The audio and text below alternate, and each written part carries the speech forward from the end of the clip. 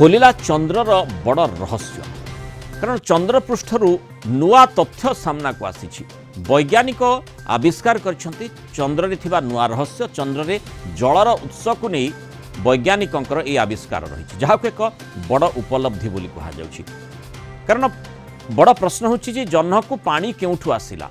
और ये आविष्कार नासार आर्टेमिस कार्यक्रम पई बेस गुरुत्वपूर्ण चंद्रयान मिशन रे जना पड़िथिला जे चंद्र रे पानी अछि किंतु ये पानी केउठु आसीथिला तार आविष्कार होई नथिला एबे तार खुलासा करछंती वैज्ञानिक तबे सूर्यंकर जो माने सोलार विंड जो रही चंद्र रे थिबा जलर एक गुरुत्वपूर्ण उत्स बोली ताकू वैज्ञानिक माने कहउछंती ये जो सोलार विंड होची उच्च गति प्रोटॉन रो गोटे निरंतर प्रवाह चंद्रपृष्ठ रे पानी किभली गठन हुए दशंधि धरी रहस्य होई रहितिला 1960 दशक वैज्ञानिक माने अनुमान करिसंती जे सूर्यरु प्रवाहित होतिबा चार्ज युक्त कणिका गुड़िक चंद्र रे रासायनिक प्रतिक्रिया सृष्टि करी जल अणु सब सृष्टि करि पारुछंती तेबे रहस्यमय चंद्रपृष्ठ विषय जेते गवेषणा करा जाए सेते नुआ नुआ तथ्य सब सामना को आसे जो सूर्य चंद्रपृष्ठ रे किभली भाव रे पानी रो उत्पत्ति होची पानी केउठु आसिला से संपर्क में गोटे खुलासा वर्तमान वैज्ञानिक मैंने आविष्कार करथिबा कथा कहा जाउछि महाकाश विज्ञानी डॉक्टर शुभेन्दु पट्टनायक जोड़ुछन्ते अधिक आलोचना करबा डॉक्टर पट्टनायक स्वागत करबा आलोचना को गोटे गुरुत्वपूर्ण उपलब्धि निश्चय जे चंद्रपृष्ठ रे पानी जहाँ आमर जो चंद्रयान मिशन रे आमे देखिथिले से प्रकार सूचना अंततः आमे पाइथिले किंतु पानी केउठु आसिला से प्रश्नटीर उत्तर एबे मिलुछि कि देखंतु वर्तमान 1960 मसीह आपण जहाँ कहते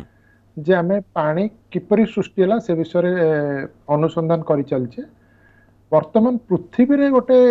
एभली परिस्थिति सृष्टि करा जाई गोटे लैबोरेटरी भितर परीक्षण करा जाईची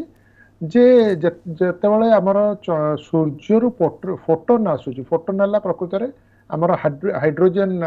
जो बाष्प रही तार केंद्र अंचल रे फोटोन थाए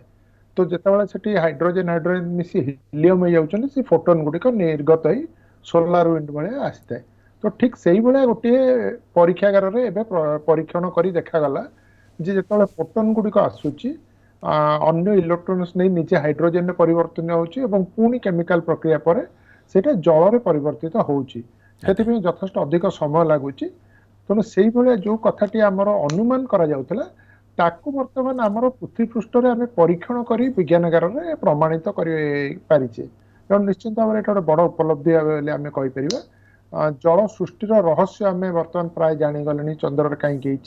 जोटा कि भविष्य रे आमर बहुत कार्य रे दबो कारण सेही प्रक्रिया रे आमे होइतो अधिक परिमाण रे जल सेठी सृष्टि करि परिबा माने H2O जल जदि रहुछि आउ फोटोन कथा कहा जाउछि H+ अर्थात चंद्रपृष्ठ रे ऑक्सीजन रो संभावना भी सेठी रहुछि ता अर्थ